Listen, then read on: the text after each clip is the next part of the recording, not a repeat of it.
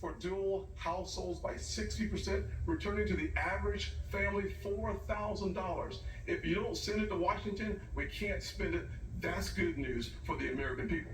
Okay, but just to follow up, you did, during the Trump administration, you approved 4.4 trillion, 4.1 trillion, 1.7 trillion over the course of that administration. That's a lot of money. There's no doubt that during the Trump administration, we were dealing with the COVID virus, we spent more money. But here's what happened at the end of our time in the majority. We had low unemployment, record low unemployment, 3.5% for the majority of the population, 70-year low for women. African Americans, Hispanics, and Asians had an all-time low, but our inflation was at 2%.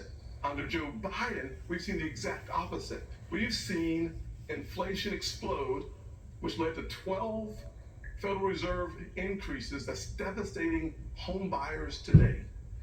Mr. Ramaswamy, you're listening to If I may, no, hold on one second. We're going so I don't know if I get a chance to respond. He didn't mention you specifically, but we'll be with you in a second, Mr. Vice President. Mr. Ramaswamy, listening to all of this, why should voters choose you over more experienced politicians on this stage? You're basically, a blank slate for people. You're 38 years old. You've said that you only voted in 2 presidential elections before this moment, this political race.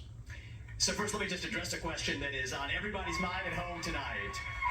Who the heck is this skinny guy with a funny last name, and what the heck is he doing in the middle of this debate stage? I'll tell you, I'm not a politician, Brett. You're right about that. I'm an entrepreneur. My parents came to this country with no money 40 years ago. I have gone on to found multi-billion-dollar companies. I did it while marrying my wife, Apoorva, raising our 2 sons, following our faith in God. That is the American dream. And I am genuinely worried that that American dream will not exist for our 2 sons and their generation unless we do something about it. And I do think, Brett, it's going to take an outsider.